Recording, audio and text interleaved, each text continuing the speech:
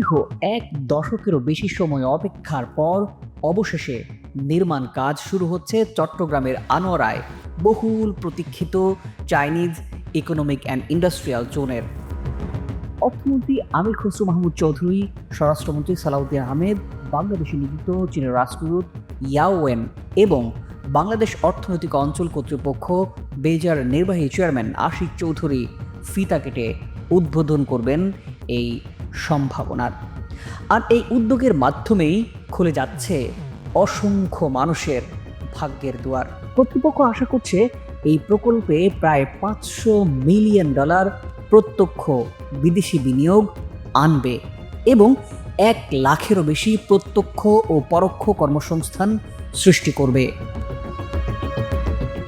চট্টগ্রামের আনোয়ারায় 783 একর জমিতে গড়ে উঠবে এই চীনের অর্থনৈতিক জোন। সরকার থেকে সরকার অর্থাৎ G2G ভিত্তিতে মোট ব্যয় ধরা হয়েছে এই প্রকল্পের 4,189 কোটি টাকা। এর মধ্যে বাংলাদেশ সরকার দেবে প্রায় 1,722 কোটি, বাকি 2,467 কোটি টাকা আসবে চীনের সহায়তা থেকে। এই প্রকল্পের কাজ শুরু হবে 2027 জানুয়ারিতে আর শেষ হওয়ার লক্ষ্যমাত্রা নির্ধারণ করা হয়েছে 2031 সালে। এই জোনে থাকবে বিদ্যুৎ সঞ্চালন লাইন, 12 মিটার প্রশস্ত সড়ক, গ্যাস লাইন, পানি শোধনাগার এবং 1,200 মিটার দীর্ঘ জেটি। আর কর্মসংস্থান প্রায় 1 লাখ মানুষের কর্মসংস্থান হবে এই চীনের অর্থনৈতিক জোন। এর মধ্যে শতাধিক চীনা কোম্পানি আগ্রহ দেখিয়েছে এই জোনে বিনিয়োগ করার জন্য। চামড়া, মেডিকেল যন্ত্রপাতি, হালকা প্রকৌশল, রাসায়নিক শিল্প। বেজা চায় এটাকে শুধু পোশাক শিল্প নির্ভর না রেখে বৈচিত্র্যময় করতে, কিন্তু সব ঠিকঠাক থাকলেই তো হয় না, কিছু প্রশ্নও আছে। প্রথমত, বিদ্যুৎ ও গ্যাস।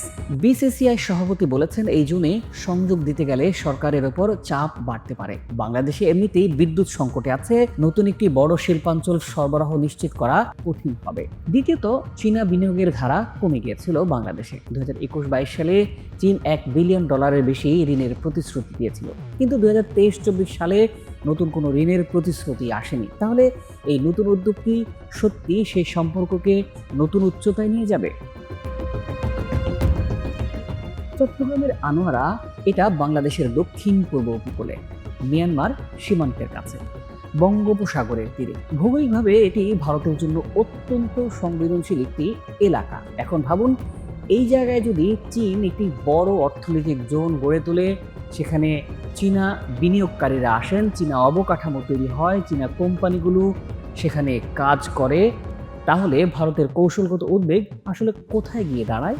বিশেষজ্ঞরা যেটা বলেন সেটা হলো, ভারত সব সময় চেয়েছে বাংলাদেশে চীনের প্রভাব সীমিত থাকুক, বিশেষ করে বন্দর ও উপকূলীয় এলাকায়। আর আওয়ামী লীগ সরকার ছিল মূলত ভারতপন্থী। তাদের আমলে যে প্রকল্পগুলো বারবার আটকে গেছে বা ধীরে ধীরে এগিয়েছে, তার মধ্যে এই চীনের অর্থনৈতিক জোনটি একটি বড় উদাহরণ। বেজার নির্বাহী সদস্য নজরুল ইসলাম নিজে বলেছেন, আগে সরকারের অগ্রাধিকারে হয়তো এই জোনটি ছিল না। এই হয়তো শব্দটার মধ্যে লুকিয়ে আছে অনেক কথা, যেটা আপনারা বুঝিয়ে নেবেন।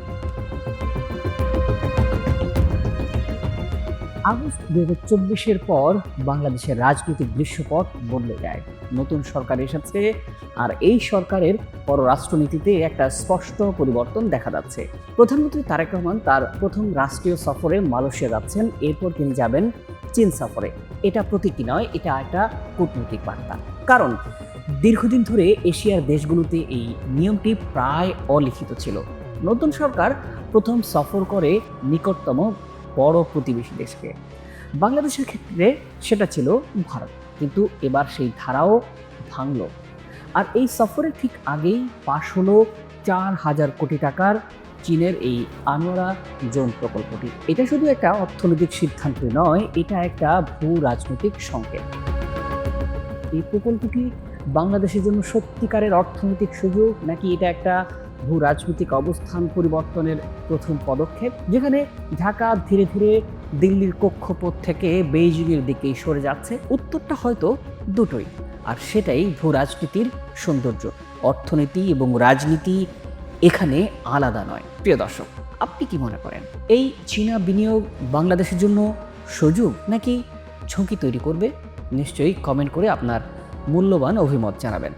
আর যদি এই বিশ্লেষণটা ভালো লাগে তবে আমাদের চ্যানেলটি সাবস্ক্রাইব করতে পারেন, এরকম আরও বিশ্লেষণ সামনে আসছে। ভালো থাকুন, সুস্থ থাকুন, চ্যানেলটি সাবস্ক্রাইব করে সাথেই থাকুন।